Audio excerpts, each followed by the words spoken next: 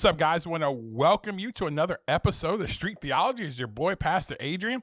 And today I am solo out here. You know what I'm saying? I feel, again, I don't have Pastor Derek or Michelle, somebody holding me back today. I feel like Michael Jordan today. You know what I'm saying? I get to shoot all the basketballs today, but probably not, because I am joined today by a group of guys way smarter. Maybe one or two of them better looking than me, but all that being said, I am joined by some of my closest friends today, and we're going to be doing an episode on this idea of friendship. And so, again, you guys know Street Theology, we're simply here to really help equip you to understand what it means to be an innovative reconciler. And again, please make sure you like, you subscribe, 5 stars only on this podcast. Don't give us 1 star, don't thumbs down our YouTube channel. Take that over to Joe Rogan or somebody like that, but not here. But here, anyway. Today, we're going to jump right into our pod today, and I am joined, guys. This is an incredible, fun pod. So, listen, I think, will learn a lot, but if not, we're going to have a blast doing it together. So, I'm joined by 3 of my closest friends in the world, Pastor Seth Trimmer, Pastor Clayton Bell, and Pastor Adam Mabry. We have got the West Coast, we have the East Coast, and me and Pastor Clayton are holding it down here in Florida, where, like we said, COVID rules are just like European traffic laws, very loose suggestions. And so holding it down here in the state of Florida. And so that being said, I'd like my friends to introduce themselves. These guys we have been friends for a number of years, and I think so many times in the life of Christianity, that's one thing I hear a lot about. People talk about how do you build healthy, good friendships. And I can honestly say one of the greatest blessings I have in my life are these men and the friendships we have. So I'm going to first start off. We're going to go with Pastor Clay. Let the people know. Again, most people know you've been on the pod, but let them know a little bit about yourself, and then we'll pass the mic, all right? Thanks, Adrian. Well, like I always like to say, a friend's forever. I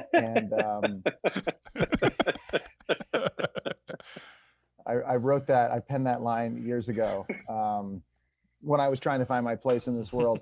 My name is Clayton. I'm the lead pastor of Trinity New Life Church north of the Tampa area. I've been here for just over 10 years. And the only person who could say that they are a former roommate of podcast host Adrian Crawford. So that's my introduction. Roommate, not bedmate, just roommate. Just roommate. All right, then we're gonna go Never over. Been in the California King. And we're gonna go all the way over to the Pacific Northwest with my man, Pastor Seth. Pastor Seth, what's happening, man? Hey, dude, just chilling up here, man. We're in the land where COVID reigns. And you're going to go to jail if you have your extended family over for Thanksgiving and Christmas. So, wow. Just like the founding fathers intended.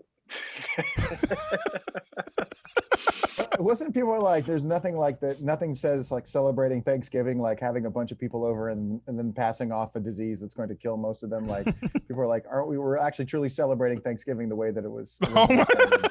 Oh my God. We are off the rails already. Hey, we are still on the rails.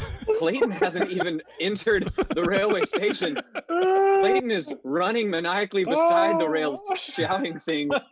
He's just been in Florida a bit too long. Holy smokes. Hey, my man. Hey, normally, guys, if you look, guys it's a train. That's what Clayton's doing. Normally on this podcast, or when we're together, it's normally we're talking Adam. We're talking Pastor Adam, getting him into the train station. But the fact that Clayton, you started this off this way, this is going to be a lot of fun. And so, Seth, you are up there where, COVID reigns and, man, you can't have family members over, but, man, you can go get some heroin. So, it's all good. You'll go to jail for having family, but you can, shoot up heroin and, and be good. So it's all good. It's fine. We got legal meth, legal heroin. That's far less dangerous than possibly getting a medium. So anyway, and that voice you hear is our bald friend from the East Coast, Pastor Adam Mabry. Pastor Adam, again, you are known well to our people here. Let the people know, again, for those who are listening, who you are and what you're doing up there in Boston. I'm Adam, and I just finished writing a dissertation. That's what I'm doing in Boston today. Yesterday, I shoveled some snow. There you go. But what do you normally do in Boston? Normally, I pastor a pretty cool church. There we go. But my fascist overlords are slightly less fascist than Seth's fascist overlords. So sometimes we're allowed to gather. No, that's true. That is true. Oh my God. I'm the one who's off the rails. We're just throwing that. Hey, I report, you decide. Well, guys, today we're going to talk on this idea of, again, this idea of friendship. One of the biggest things I think, over 20 plus years of serving Jesus that I've come to realize is the idea of how important friendships and relationships are, but also how many times that's lacking, really in Christianity. Again, as, we have seen and, we all paint in different places, and we know a lot of different people. And one of the things that we always say when we all come back together, that what we don't see in a lot of other movements with a lot of other people is really deep friendships. And so it's one of the things that I am, thankful for, grateful for. And again, you guys are so incredibly important to me. And so today, I just really want to kind of unpack this, let this thing just kind of bounce around. And so again, I would start with you, Pastor Seth, and just simply this and saying, why do you think friendship really in the kingdom is so important? First off, I just want to say how thankful I am that I'm not hosting this podcast, because this is going to be the impossibility of herding cats, So good luck to you, Adrian. Godspeed. You put the guy with severe ADHD trying to herd cats. I was about to say that could make it pretty epic. Yeah. Yeah, friendship is, I remember hearing a sermon on friendship one time, and I remember walking away from it. That was probably in my 20s or something like that, thinking that was the most waste of time sermon that I'd ever heard in my life. It was so many cliches, probably half of which Clayton has already quoted at this point in the podcast. So, I don't think it's something you take all that. You appreciate your friends.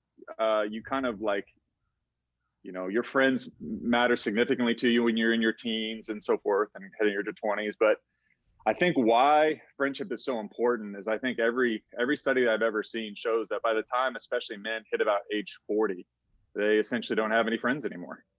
And I know that's true for sure. And like men that I've seen in my life, that's predominantly true of many of them. But I just can't think of anything that has poured more life into my soul. I think that if without solid friendships, you just end up putting too much weight upon other areas of your life that aren't meant to bear it. And I think probably one of the biggest things is my marriage. Like, my marriage is awesome. My wife's amazing, but my wife's my best friend. But I just thank God she's not my only friend. And I can only imagine if that was the only place to bear the weight of all, my relational needs and so forth, that could be really problematic. And to not have the outlet, for stress and just anxiety and just workload and craziness in the world, if you don't have people that can make you laugh or that you can really unload to, man, this is a pretty miserable existence you're going to have. So friends are a pretty significant upgrade. There we go. Pastor Clayton? Yeah, friendship is one of those things that I think most people don't consciously or intentionally think about until it's too late. True. You kind of are always around people. When you're in school, you're just always around people, even if you're not playing on a sports team. But even though, if you do, you're kind of forced into these friendships where you don't even really think about it. Then you go to college, again, like I was in a fraternity, or all of us were in campus ministries, where you just kind of find yourself around people, and then they're always there. And then when you kind of graduate, you go into the real world, and you're working, and you're like, well, these are the people that I see the most, but are these the people that I like the most? And then again, with this gig economy and the continual changing of jobs over and over again, the people don't always get that. So it's like, well, where do you find people? Where do you find release? Where do you find conversation? All of us have spent time, clearly more than others, since you're getting your doctorate in it, Seth, of just talking about the effects of anxiety and the effects of loneliness, the effects of having the importance of having good mental health. And so many times you find people who they haven't even gotten a chance just to talk with anybody.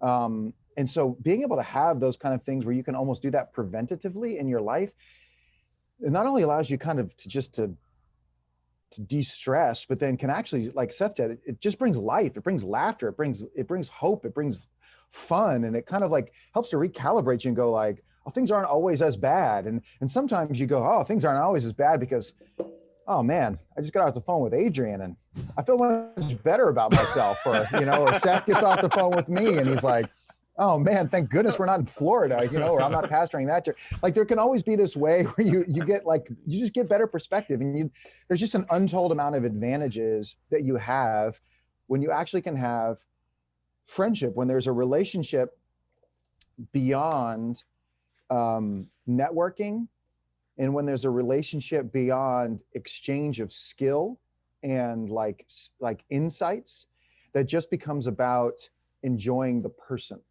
And I think that's been really valuable for me. Pastor Adam? Yeah, I can be a little nerdy about this because it was actually part of some stuff I was reading too. In early stages of life, friendships are formed around shared geography, shared experience, and unplanned interactions. And so you, as Clayton was saying, you become friends with the people that you're near and you bump into a lot, and then you're less likely to become friends with those whom you don't. And it's precisely because of that, as we get older, we don't develop friendship naturally, because the people that we're near tend to be the people that we made in our home, or the people that we married, and that kind of becomes our world, or the people that we're working around. And so a whole different strategy kind of has to be implemented to have friends later in life. And so I'm really grateful for a movement of churches that heavily encourages and talks about, even as Seth mentioned, with sometimes very worn out cliches, the importance of spiritual family, covenant friendship. Yeah, I'm convinced I wouldn't be in ministry anymore, and probably be in a really bad way without it. Yeah. Let me ask you guys this question. How do you actually develop like deep, meaningful friendships? Because I think, people say, oh, we need friends, but not just, we're talking about, we have, people who can be acquaintances, people we know at the gym, or someone, we may work in a cubicle next to, but actually, how do you develop? I mean, kind of relationships that go beyond just, kind of casual interactions and just kind of surface level stuff. Pastor Clayton, you mind starting us off? No, I do not mind starting us off. I think that you have to ask what the purpose and end goal of this relationship is, and making sure that you're going after the same thing. So like you talked about, like, okay, we're around people in different circumstances. I've got friends at church, I've got friends at the gym, and I've got friends that are outside of the church but are Christian friends. So the people that I'm friends with at the gym, like, I'm not going to them looking for, hey, big spiritual insight. So I'm trying to set realistic expectations for what I'm looking for in that friendship. I want to try to be very realistic about, again, what's the foundation of this relationship? What's the kind of like centrifugal force around which this relationship is going to kind of come together? And then I want to be realistic about the frequency of interaction in that friendship. And we all, we were kind of joking before this, like, we don't get to see each other in person very often, and certainly not together very often. I've got other people that I see on a daily basis. And so I want to understand and make sure I calibrate those relationships properly. And then I just want to be realistic to press into it and like learn the personalities of the people in there, to be honest about what I'm looking for, and to be honest about what I can give, and to sometimes withdraw what I need a little bit, because if I recognize somebody might be in a greater season, or to kind of go beyond what I might be comfortable giving because I recognize someone might need something a little bit more in a particular season or a particular conversation. So I think more than anything, like, healthy expectations, but then still taking initiative and not being afraid to say what you're looking for in those moments. I want to ask Pastor Adam this question because, going off of what Clayton just said, many times, people will say, well, friendship should just be like, you hear this, friendship should be organic. They should be natural. You know what I'm saying? It seemed like, Pastor Clayton, you're coming in like very, and which I agree with, very like, hey, what are expectations? Like, what am I trying to get done? For a lot of people thinks relationships should just be natural, organic, whatever. But over years of doing this, realize nothing that has any meaning, it actually just happens by, just by chance. And so, Pastor Adam, can you speak to that? Because one of the things I hear a lot are from those who are younger. When actually I've said some of the same things that Pastor Clayton just said, they're like, well, I feel like that's forced, or I feel like that's just not natural. And I'm just like, okay, well, that's why you have no friends. So, but anyway, Pastor Adam, you mind speaking to that?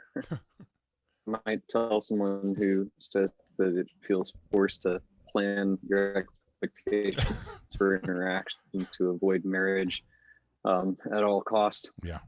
Because personality.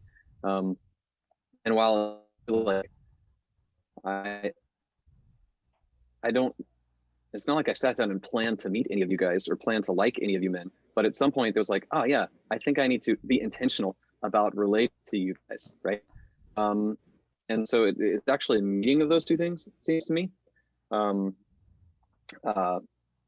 So that idea that it's not real if it doesn't feel good is rooted in like the bad art of the late 20th century more than it's rooted in anything that resembles wisdom from any culture ever. So yeah, I would just say do it anyway. And then if you crack open your Bible and you observe any of like the meaningful friendships, they're very intentional.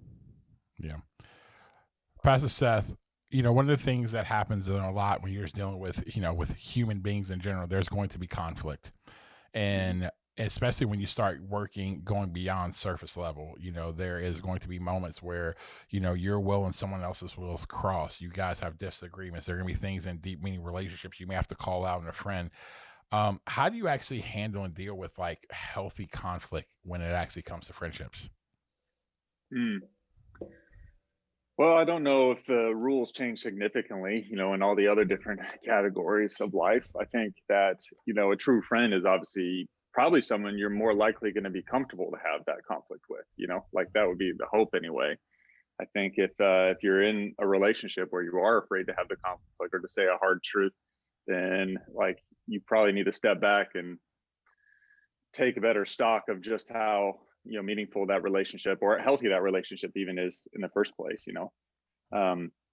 But I think it's a very healthy thing. I think that people have I will say this about conflict. I think people have this bent like sort of negative disposition towards the idea of conflict, and I think of like most of the conflict that happens in my friendships, especially with like men like you, that it's actually not very negative, and it's usually a lot more encouraging. It's usually being told a difficult thing that I need to hear, but it's for the purpose of like building me up or encouraging me. You know what I mean? It's for the purpose of like helping me or helping me see something that I just don't see. It's not trying to tell me why, I'm an idiot or why I did something stupid or why I hurt someone's feelings. Like it's, I think that conflict is that ability, just stop the status quo and help upgrade. Maybe it's our thinking or just our encouragement levels or whatever it might be.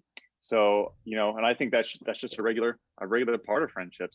The only thing that I would even want to add to like what Clayton and I think Adam are saying, and I think they're alluding to it, but I think there is something about friendships that for sure need to be intentional, and you're just not used to that when you're young and growing up. Mm-hmm. You're not used to having to be intentional. They happen, and so it feels forced or inauthentic once you do have to be intentional with them, but you just do the older that you get. But what I do think, and what I think Adam was getting at, is I think the Lord does assign us friends. I think that He calls us to be friends to people. And I think there's just divine assignments that, like what Adam was saying, like, gosh, I'm pretty sure I'd still be in ministry. I don't think I'd be enjoying ministry very much. I don't know if I would have a really long runway with ministry without, friends like you guys. And I think there's just a big piece to like, sometimes like the Lord he'll just do something. Mm-hmm. Like he'll show you like, man, you need to be a friend of this person, or you need to be more invested in this person's life. And I think we need to be sensitive to that and just invest in that. I've had a few different moments where I'm like at conferences or places and it's just like, I can't explain it, but I feel like I need to know who you are. And, and you just kind of go from there. You're not weird about it, but I think that there's part of that. Cause I think God He's active in this process. And I do think he brings friends to our lives for really critical purposes. Sometimes it's being a friend to someone, sometimes it's receiving the friendship of someone else, and oftentimes it's both. Why do you guys think that? Sorry, go ahead. Adrian, I just No, to you're something good. and jump in. Like, yeah, it doesn't always work out. Like you said, like sometimes you have to, in the way you figure out whether it's working or not is trial and error. Like we were all friends already, but I don't know, it was maybe about a year and a half ago. I was like, hey, or maybe a year ago. Again, time has not ceases. It's been to Wednesday have for any, 26 years, as far as I can tell. Yeah, the fixed constant is gone. I was like, hey, let's try to get together for a monthly Zoom where we were going to say like a win, a struggle, and a resource. And that's all we were going to do. Well, there were two other guys that I asked to be involved in that because I was like, oh man, they're our peers. They fit perfectly. And they were like, no, thank you. And it wasn't like they didn't like me or like us. Like they already had that with a different group. There was a different schedule. And I was like, oh, like had they said yes, I think the relationships we would have woven together well. But I mean, we had to I just put myself out there and they were like, no, thank you. And that doesn't mean like I was the Lord shutting the door, because I mean, we're still friends with those folks.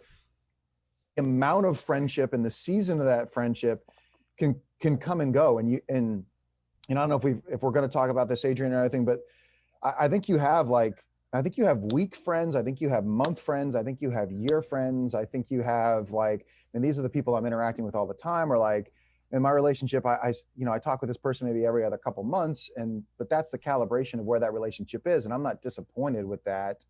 And I don't wait for somebody else to make it better or make it more frequent. I'll try that. And if it doesn't catch, then, oh, well. Yeah. No, I'll just go cry. I do think there is, that kind of just leads to the next question is that how do you determine, because of this, how do you determine relationships that are like, lifelong, because I personally believe like the relationships I have with you guys are like, they're lifelong. They're not, they're not just for a season of time. I think that no matter what goes on, what happens is that, that this is a lifelong friendships. But how do you determine, or can you determine relationships that are like seasonal versus relationships that are called to be, brothers and sisters you're called to walk with for the rest of your life? I can take a shot at that. Please do. I think I might start by pointing out like ways you shouldn't make that decision. Like it shouldn't be people like me, or people just merely by shared affinity or interest or something like that. I think one of the things I like about our shared friendship is that like I am very different than all of you, and we are all like you are all very different from each other. Right. I mean, aside from like the striking physical similarities between like me and Adrian, obviously. For those of you who maybe just listen on audio, you don't know why that's funny, but it's because I'm much more handsome than him. And so I think that's an important overlay. Like it's funny, the word conflict, that word actually just means like to strike together, but that's also how you material and form it, and it is it's one of the two biblical metaphors for like developing character. It's being like chipped away at or heated in a furnace, and I agree that that these friendships are like assignments to do just that. So I would actually look for people who make me better and hope I make a little better as well. Prayer, that's a good one. You should maybe pray, ask Jesus what he thinks.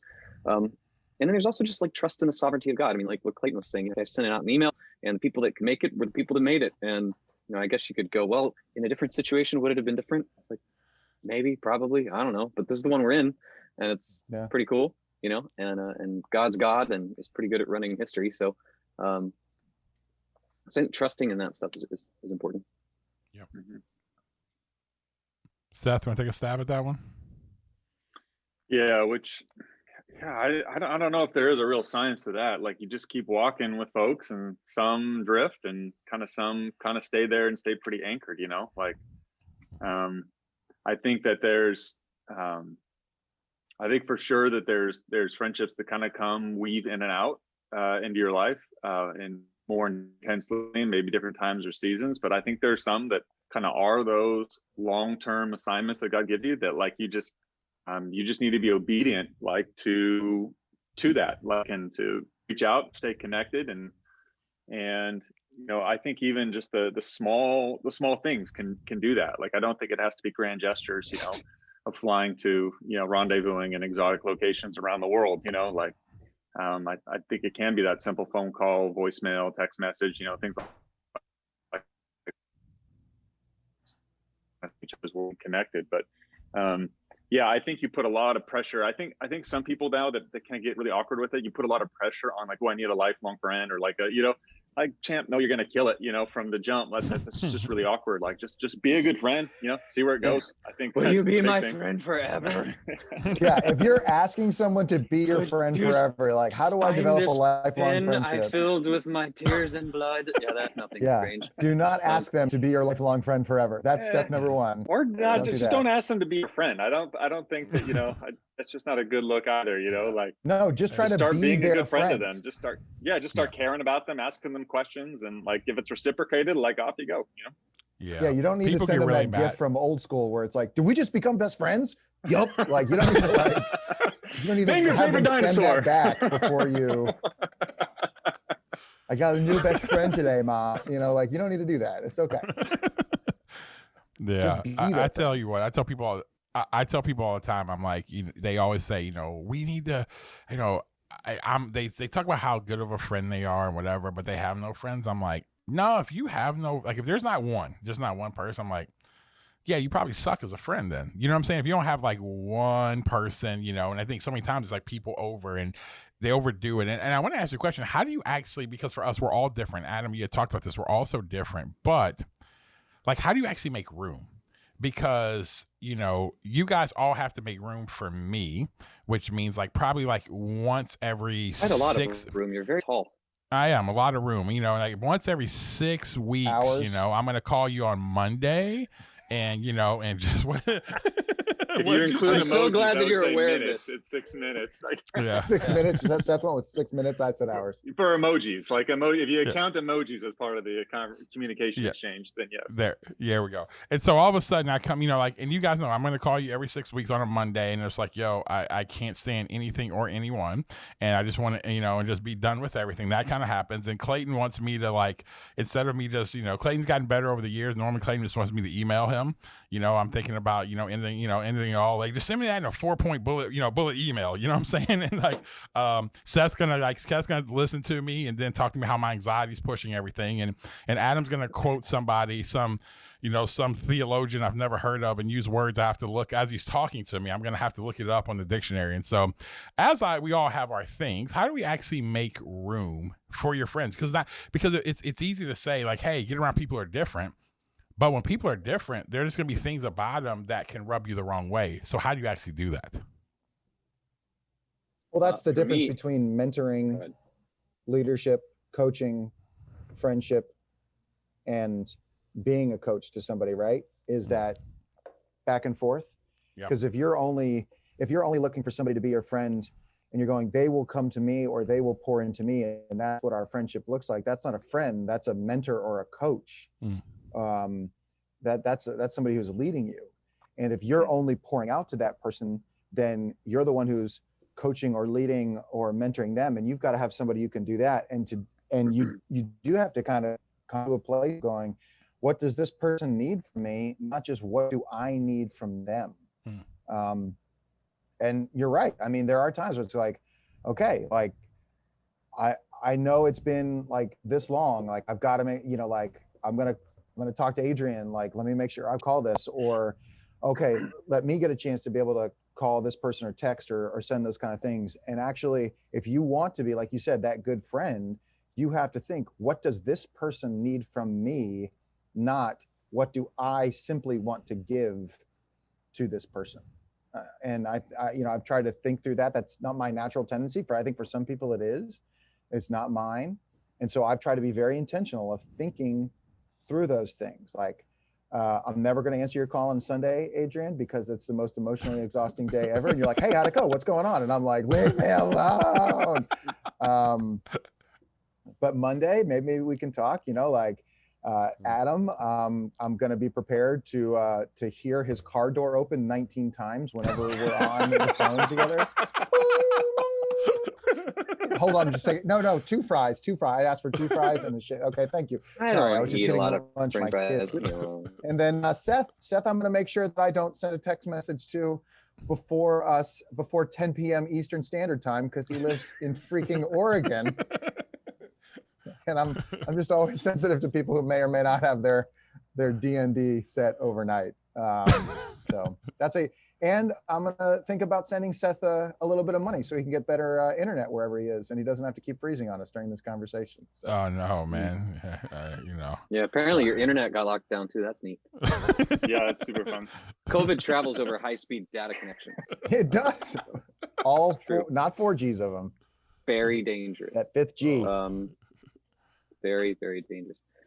I actually, so I'm going to, I'll create a little conflict.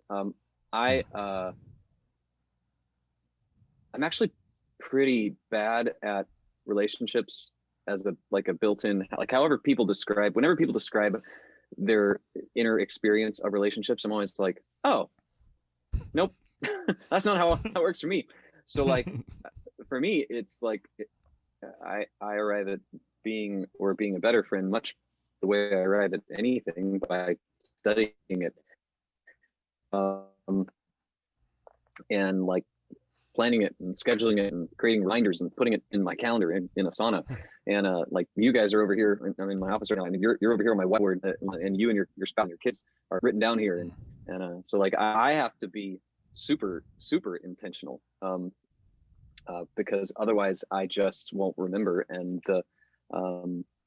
because it won't occur to me emotionally that, oh, I feel like I miss Seth. Nope.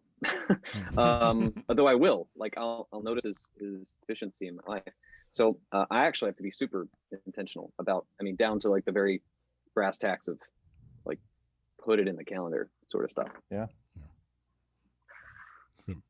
Seth? And I'll try not to call you when I'm driving, Clayton. I didn't realize that you were so in a pickle. Well, I think there was a year and a half where I only talked to Adrian when I was in a home improvement store. Oh, dude, it was like this is a true story. It's like every time my man comes out, I was like, my man's always, hey, where's the 2x4 at? I'm like, man, you're in there every week. You don't know where they're at. I'm like, you should literally take a part-time job at Home Depot. You know what I'm saying? That's true. It is. Seth, what about you, man? How do you actually do that? How do you make room for people? Yeah, I think you. I don't know. I just think that we treat people in such utilitarian ways, and we treat relationships and similarly in such a exchange of goods, kind of tit for tat sort of a deal. Like I think just relationships have been so, I don't know, commodified or whatever, for lack of a better word. And so like we feel sense of accomplishment or purpose, like when we do like our jobs, like whatever your work is, you have those little dings you can get on your to-do list that you feel like you've done and achieved.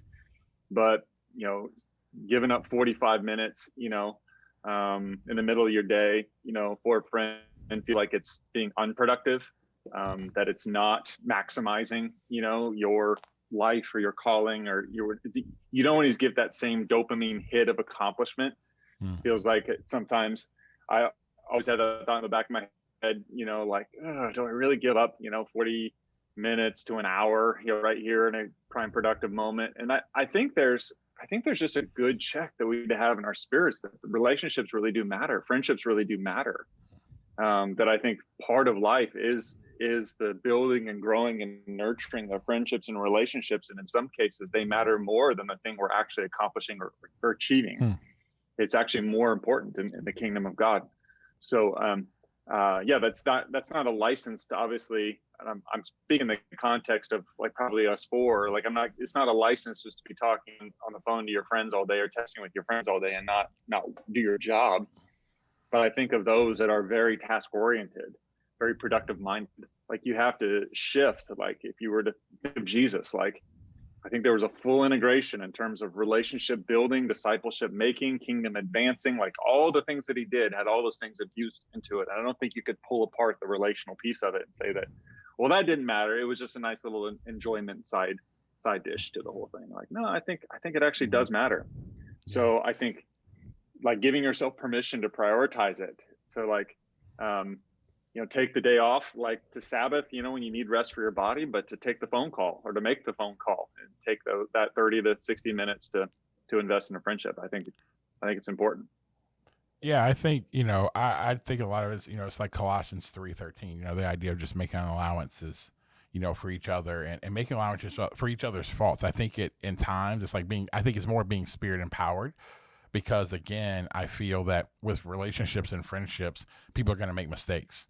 We all come from different backgrounds. We all have different, pasts and things and at times it's just, someone's going to make a mistake. I think so many times people just fail to realize your friends make mistakes.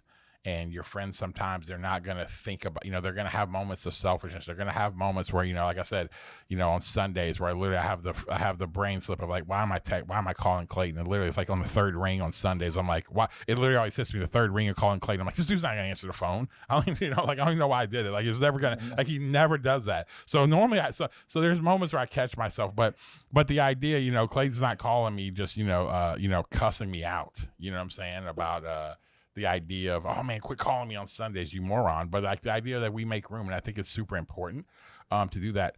I want to ask you guys this: why do you think it's so hard within the context of like church? Because I mean, it's one of the things I hear a lot. We see it. I mean, we see just unfortunately in ministry or just in church where people just don't have deep, meaningful friendships and relationships.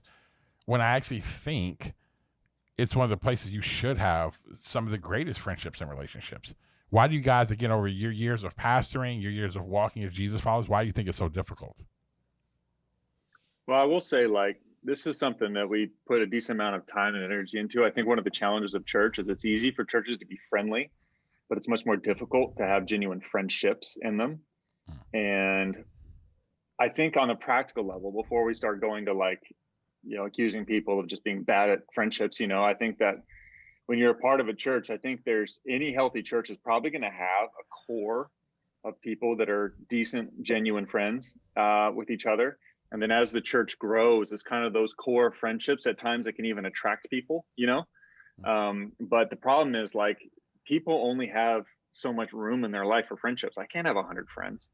Can't even have 20 friends, to be honest with you, like decent ones. I can have 20 acquaintances and I have 100 people that I like know and maybe care about or minister to at times. And so I think one of the reasons the church space gets difficult is like you can confuse friendliness for friendship, and maybe you're desiring to have friendship, but the reality is like there's just not space in most people's lives if they already have friendships established. And so I think we do have to make sure we create so that new people coming into church somehow are able to be in environments with other new people in the church, so that genuine, not just they experience friendliness, but they actually can experience friendship. People that have that bandwidth in their life to connect. If it's just always connecting to that central core, always connecting to that one pastor, always connecting to that one thing, it's just going to dissipate. And then people are going to accuse you of being really shallow or cliquish. You kind of hear all these sorts of things. And it's like no one is doing anything with bad intent or motives at all. But I think there's a structural piece to that just has to be addressed. Yeah, I think there's two elements that make it harder in the Christian church. Number one is you're limiting the pool of people that you're asking people to be friends with. Instead of like, hey, just go throughout your life and see how things develop. It's like, hey, within this finite group of people, we're asking you to create a friendship there. Seth, are you drinking a candle? What's happening over there? That's a weird, like, it just looked like you were like melting a candle and being like, it fills, but there's no calories. So, okay. I'm coating my stomach with the wax so I can eat something really spicy tonight. Hey, smart. So I think that makes it difficult because, again, you're saying within this finite group, find a friend, and that group may not have people that you connect with, but you want there to be, again, friendships inside of the church. And the other thing is that the idea of Christian friendship means that there's an expectation that it would go beyond having somebody to go do an activity with. Hey, do you guys want to go out tonight? Hey, do you want to go grab a drink here? Hey, do you want to go to a restaurant here? Hey, who wants to go, out on the boat this weekend? Like those things that a lot of friendships entail a real Christian friendship should have some level beyond that of like, how is your marriage? How is your relationship with your kids? Like, how is your soul? And some people are like, I just wanted to go on the boat today, and they're not kind of ready for that. And so I think, again, it's like, we're going to press deeper into that. And I think there's some level of that works for that's a challenge for anybody inside of a Christian congregation. I think there's a separate conversation that would be, why do pastors struggle to be able to have that I think we could have? Yeah, that's a good question. I think it's maybe a little easier inside of the church. But like Seth said, that one of the other challenges, everybody thinks they can be friends with everybody, and that's just dumb. It's just not mathematically possible or realistic. Yet people somehow still carry that expectation. But I think what it looks like for pastors to do it is a little different, and I think the degree of difficulty goes up a little bit. Yeah, well, I think they have that expectation because there's also this expectation that Christians are meant to be like really nice and perpetually welcoming, which is true. Like, we should be kind and we should welcome, but it is okay to point out that like Jesus is the living Son of God, and he had room for like 3 close friends, 12 a little closer. One of them was a real jerk, and then like the much bigger group. I only got room for one bad seed in my friend group. Yeah. Well, I appreciate you letting me in, Clayton. So, but like that, like here's the unmarried living Son of God, and like he managed 11 solidly, right? So that's an important thing to just remind the church folk of, like, it's okay. And it's also okay that like there are 3, and then there's the 12, and then there's these kind of concentric circles. Like, people can move in and out of different friend proximities at different times, and like that's okay. Because I think the other weird expectation that I see is when we've led people to Christ and they get like really full of joy, and they're like trying to figure out this Christianity thing. They're like, cool, I dumped all my old friends, now I'm only going to have Christian friends. We're going to be very close and talk about all the deep things all the time. It's like, okay, great, sort of, but not really. Pick some of those friends you dumped back up, because they need Jesus, and you can't be a mile deep with everybody. Yeah. Let me, with that question, Clayton, you said, we've seen recently, just numerous kind of pastors who have, who've kind of, have some types of scandals. And one of the things that, I hear a lot is people say, it's really easy from the outside to say, well, man, where are these guys friends at? You know what I'm saying? They look great on Instagram, but were they really friends? Were they not really friends, or whatever? And, we try to be careful, because again, when you don't know the story, you don't know. We don't know how many guys actually said real tough things to these guys. But I guess the question I want to pose to you guys, like, how do you actually have like real accountability? You know what I mean? Like, how do you have real accountability with friends? And I'm saying this as us as pastors, because it is so easy, again, you can, whether if it's us as pastors or it's just people within the context of the church, it's just so easy to hide. It's so easy not to ask things. It's just so easy to just go with the flow. So how do you actually have real, healthy, biblical accountability? Okay, good. Silence. That's great. Well, let me ask a clarifying question. Do you mean amongst pastors? Let's start there. Let's start with pastors, and then friends in general. We'll start there. Pastors and friends in general. Amongst pastors, it's hard because while I feel as though you all could say anything to me and I'd listen to you, it is also the case that I think the closest one to me is still 1,200 miles from me, and so so our lives just don't naturally, like, you don't have to attend my church and bump into my the daily stuff of my life. And so it could be easy for you to not see certain things. And so some sort of local real accountability is important. But of course, that's also fraught with danger too. And, again, I think the, if you think of friendship as like this thing that moves laterally, I think it's important also that pastors have pastors. Because you'll listen to, a spiritual father a little bit different than a spiritual brother, you just will. I've noticed in my interacting with a lot of other pastors is that very few of them do. And so they're relying on their friends to also be their pastor, and that's just very strange.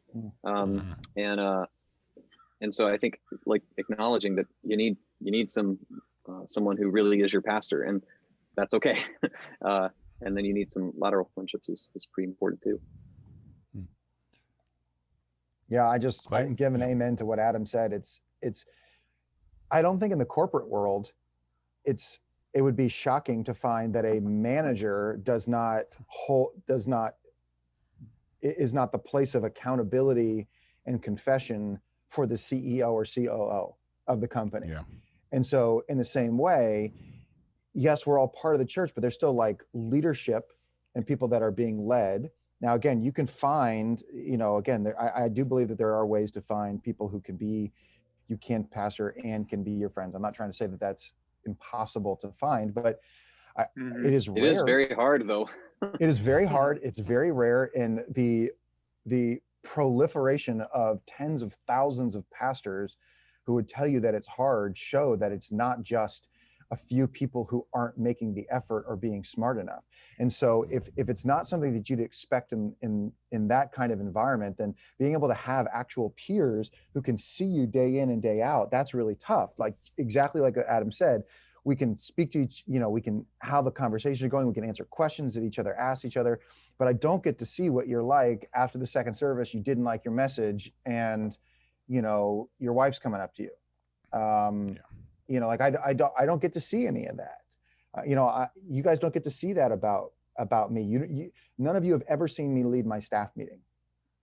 So you know what kind of my skills or talents I have, but you don't know, like, again, the environment and the culture that I create. So it's really hard for you to hold me accountable for those things. And, it's like the reality TV. Nobody really thinks that that's real reality because when you're always aware that the camera is on, you just act differently than how you do when the camera is quote unquote, like not there. And I think in the same way, when we interact with each other, I don't think we present a false version of ourselves, but we know we're talking to other peers. So we act that way rather than maybe how we might with another group. And I don't think we're not being duplicitous in that. It's just, I'm engaging in this relationship with these people because I have this kind of relationship with them. So again, I think the distance is really hard. And it's really hard to find people who you can both lead and who can see you on a regular basis. It's very difficult. It should be pursued and not given up on without even trying, but it's difficult. Yeah. Seth, you got anything, man? Seth, how you doing over there? Yeah. I'm thinking a lot about, I know the context that you're bringing up, which is a perpetual context of just pastors that fail, And I think the frustrating part now through social media is there's so many things that you can just see publicly that are open to everyone to say, like, what the flip, like how did no one see this coming? How was this not the thing that everyone had their red alerts on about, kind of a deal? And that's really tough. I think that, there is a point at which friends are in an awkward position. You know what I mean? Like that, just for all the reasons you guys say, they're not around. They don't see the entirety of your life. When you guys rant on your churches, I'm not hearing their perspective on anything. So I'm just your friend. I think that's just indicating the deeper relational need. I think that Adam's pointing out that you do have to have authority in your life. That you need authority. You need someone that can call you to the table, that can assess you and call you out, and that you're responsive to. I think that's just really necessary. I don't necessarily think that has to be a peer's job to do that. I think they can support you in that or reinforce that or encourage you along those lines. But I do think that that's just a necessary thing, that like pastors who carry authority have to be under authority in order to be a safe authority or a godly authority. Wow. So only authority under authority is godly or safe. So that's just a truism throughout Bible and theology and everything else. And I think that sometimes, I don't know, I'm sure we could all imagine scenarios and worlds that we swim in where friendships like actually can like cover and be supportive to the fault, you know what I mean? Where they're actually maybe not condoning what's going on, but they're there to kind of, move it along or to make sure things don't get held to the full account that they need to be, just because they're being a good friend, you know what I mean? Like they're sticking up for you and they're, or whatever else. So anyway, all that to say, I think I'm just agreeing with everything that's already been said, but friendships just can't, no one category of relationship can carry the weight of all the relationships. Yeah, that's really good. Let me ask you guys this. How do you, one compliment that I actually get and question I get a lot of times about our relationship is when people are around us who aren't, they always say like, you guys seem to have like a lot of fun with each other. Like you guys laugh, you joke, you crack jokes, you do things like that. And I don't know if people just think, hey, as pastors, like, we like we aren't, I don't know if we're robots and we go home and unplug, Hello, I don't know. Bless you. Praise the Lord. Like, but I guess the idea is that like, I think the question I'm trying to get is like, how do we actually cultivate that? I think, I don't even know if it's just naturally just who we are, but like, I just tell people when we're together, like we just have a lot of fun, more than anything else. And I learn a lot and I grow and I'm challenged. But I think the thing I love the most about our friendship is the level of fun and the level of laughter that we actually have together. And I don't know, like, if that's something that just naturally happens or is it something that you actually cultivate? I give a lot of credit to our spiritual fathers that I think laid a really joyful foundation of the spiritual family we're part of. And I give a lot of credit to you guys. Yeah, I don't think it's my natural disposition to just be the super fun guy, but I just know how important it is and I lean into it. So I think everyone's at a depth for joy needs more of it. I think, and joy is the most authentic and deepest emotional expression we have as Christians. I profoundly am convicted of that. It's not always our strongest emotion, but it's always our deepest in the gospel. So like, if you're not having fun, what the heck are we doing? I think there's something to also noting that like, if you're a pastor, like we all are, our job is like necessarily deep all of the time. Like my dad's a very successful business person, but like when he's building a large building, there's not like existential questions involved, right? No one's marriage is on the line at every, with every laid time, right? But that is sort of the case with most of what we do, right? And so it's just it weighs a lot. It's very heavy, and so it's like when I don't know, maybe I select friends like I select movies. Like I don't want to go watch. I still haven't watched Dunkirk. Do you know why? I don't need help feeling stressed out. Like I don't need that. I don't need that in my life. I'm good. Like same. I still haven't seen know that movie. Exactly what happened at Dunkirk. I'm not watching it because I don't need to feel stressy. I want to laugh at something stupid where there's a B flat major chord and a happy ending at the end. And so that's what I want.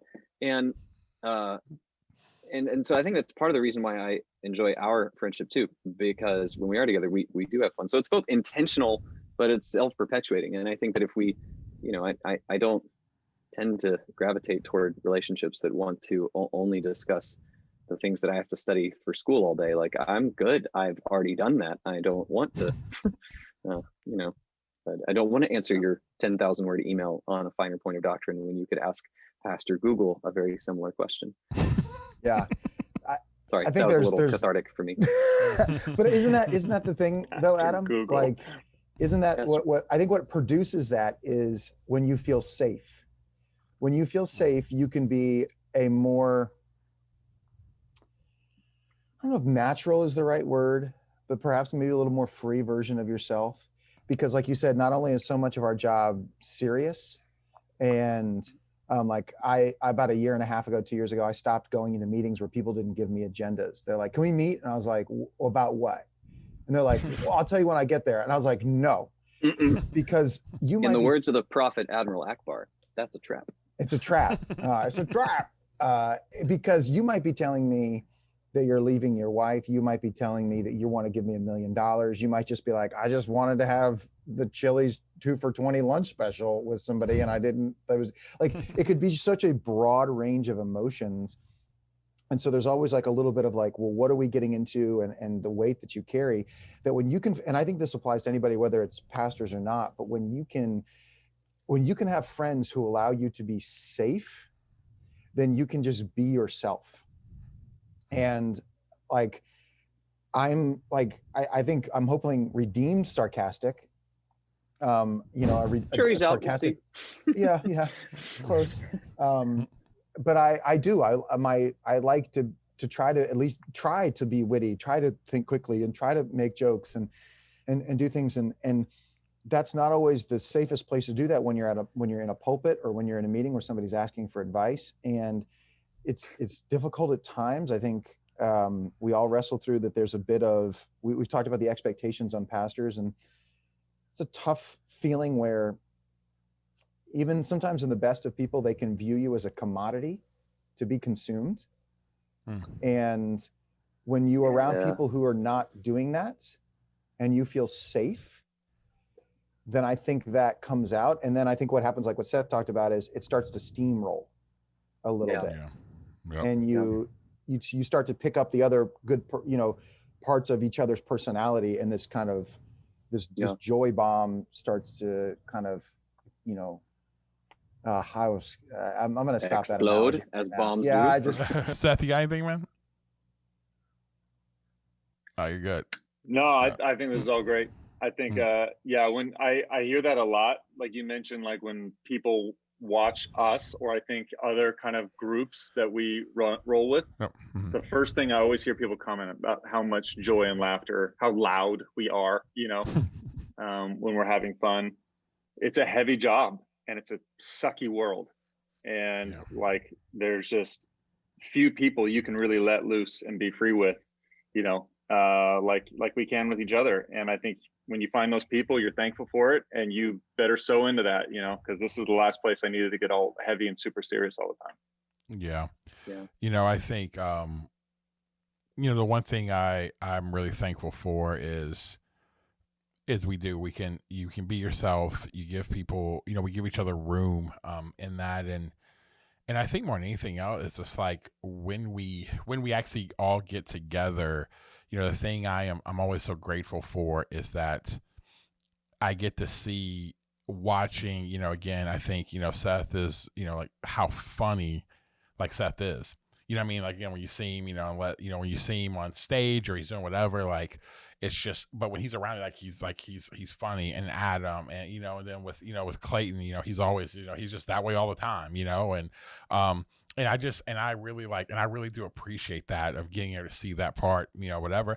And I also would tell you this, the one thing I really appreciate is that we've all been through stuff together. I think there's something that people don't realize is that, man, when you've had to suffer together or walk through with one another through suffering, what that builds in friendship too. The fact of the matter, and by suffering, you're referring to a 1 mile. By suffering, you're referring to a 1 mile walk in downtown Portland to an ice cream you please shop. stop? No. Listen, you said stop. The greatest ice in like cream sport ever. $1,400 Jordans, probably. No, listen. First of all, they were a gift, Adam. They were a gift. A 1 mile walk to Salt and Straw. Yo, hold up. Just so everybody talks now, about though, 1 mile. you have to pass through 3 or 4 autonomous zones to get there. So it's like you need a passport just to make it to Salt and Straw in Portland. Is it too soon? Is it hard? Is it hard to be in Portland? I'm sorry. I'm sorry. Hold up. First of all, it wasn't it's a 1 mile walk on just a straight, full, K2 incline the entire way up there. That's the first thing. that's the first, maybe like a 1 mile walk. I'm like, yeah. I'm walking up. I feel like, Abraham, you know what I'm saying? I'm like walking up the mountain, it's not like we're just a little stroll. That's the first thing. And I did probably have some crispy Jordans on. Abraham didn't have a small batch ice cream waiting for him on the other end, so he I think did. that's true. All right. Here's one thing I want to ask you guys as we're coming to a close is I think so many times that, we don't get to say, what's one thing about, and again, you can just pick somebody. I mean, what's one thing about, somebody that's on this pod that you like, what's a quality that you actually really enjoy that actually helps you be better? For example, I'll start off with, Adam. For me, when Adam, he constantly, I appreciate because he always grounds me. He always grounds me at times, again, and in a good way. He makes me think through, I'll call him and I'll be all off the rocker and he'll ground me and say, okay, and he listens, and he actually has a lot of his favorite word. He has empathy for me, Adam. Yes. Empathy, Adam. So I know you love that word. In my mouth. It's okay. I'll get some mouthwash when we're done.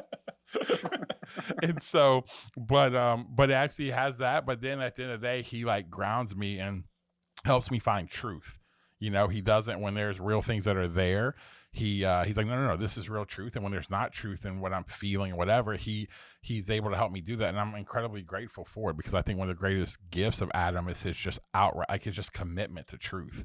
And I see him play that out, and it actually has helped me be better. You know, at times I probably would have made some really stupid mistakes because I wasn't grounded in, you know, truth. I was grounded in pain or hurt or my own frustrations or own, you know, broken emotions in that moment. And so I really appreciate that. And so, yeah. So what's, you know, for somebody else, like what's something that you really appreciate? I think that Adrian is a great initiator. I think Adam asks great questions, and I think Seth is peaceable and always surprisingly funny. And it just is like, it just is fun. Let me just say this really quick about with Seth. Seth is just that guy when he comes in. He's like, well, yeah, it's you, because you're gonna come in and it's like, you know, when I'm wanting to have like, you know, straight like pitchforks and torches ready to burn the thing down, I know Seth's gonna come in and give like the rational biblical answer, and it just pisses me off sometimes. I'm like, no, I want you to burn this down with me right now. And it's always I go to Seth, I'm like, oh. But there is that time every now and again when Seth gets angry, yes, and I can Instagram feel it. Seth. It's just it warms my cold heart. It's that disturbance. It's that disturbance in the force that makes it all the way down into the opposite of my Death Star, and makes me feel like he sits the on Empire the is going to be fine. He sits on the seeing stone. He reaches out in the force to you, and then you come and rescue him. Yeah, something like this. that. This was the gift that Adam Mabry sent me the other day when I expressed my anger to him. I was so proud. I told him something I was angry about. It says, "Oh, I can feel your anger," and then he sent me the Emperor Palpatine. I laughed for a good 10 minutes with tears coming down my face, just as yeah. That the return on investment of that gift was already good. It was very expensive too. And, I mean, to get it to the signal that you could interpret it over there in Oregon.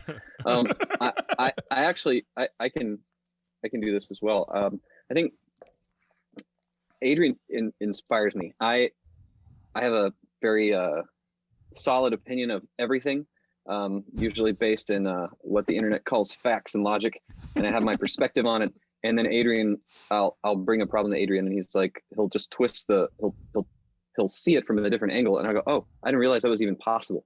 And so you have the ability to see potential, and you're encouraging and inspiring. I am not, so I appreciate that. I doubt that I would be anything like still married or in ministry with any degree of emotional health if I didn't know Seth Trimmer. I think Seth is one of those, like, I didn't even know who you were, and you like visited Boston randomly on some like personal retreat you were taking. And I remember at the time, I was like, who takes a personal retreat? That's dumb. And on a train. Yeah, on a train. I was like, and you landed here. Like, that's all the places you could have gone. Okay. You do. I know, they like go choo-choo. They go choo-choo. So did all of my trains. Hey, Cornelius Vanderbilt, like. Yeah. Who doesn't love trains? Anyone who's ridden anywhere in any other thing doesn't love trains. But I appreciate like your ability to feel the emotional reality of a situation is absolutely amazing. And Clayton, I don't think I know anyone more creative than Clayton, who can like say a thing clearly, and like you'll have like in one day the amount of creative ideas that I will have in about a decade. You know, it's like I did a year-long teaching series in Romans called Romans. It was very creatively titled. And I remember talking to you about it, Clayton. I was like, I think I'm going to call this one Romans, and you were like, out of the box. And I made a more creative and better leader because of you. Oh man, that's awesome. Seth, you like any of us? I put up with you every now and again. No, for me, Clayton, I find him to be really grounded. His ability to see things in really practical terms.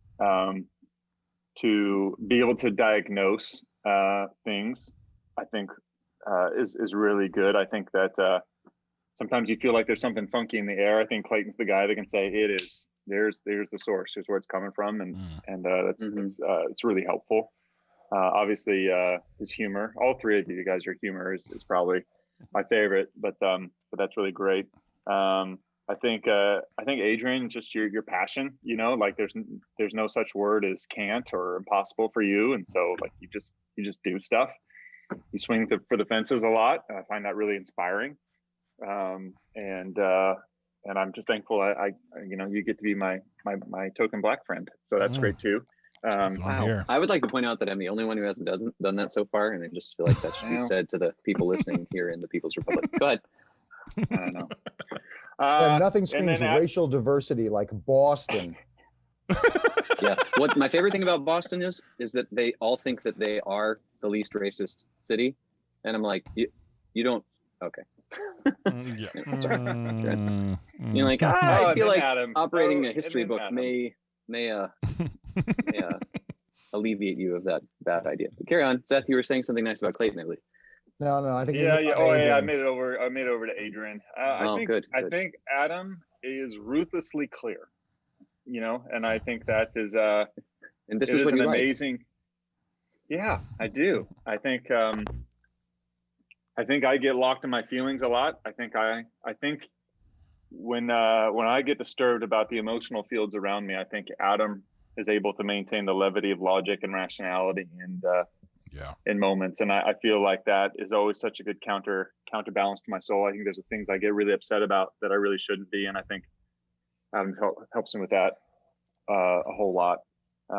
So I don't know if I know anyone who speaks with more clarity than Adam does. And I know that gets you in trouble with people from time to time, but I think that clarity is the ultimate kindness. So, and it's really been clarifying for me, even just being your friend and hearing your thoughts and being able to summarize very dense and complex things into very profound, little ideas. So anyway, appreciate all those things.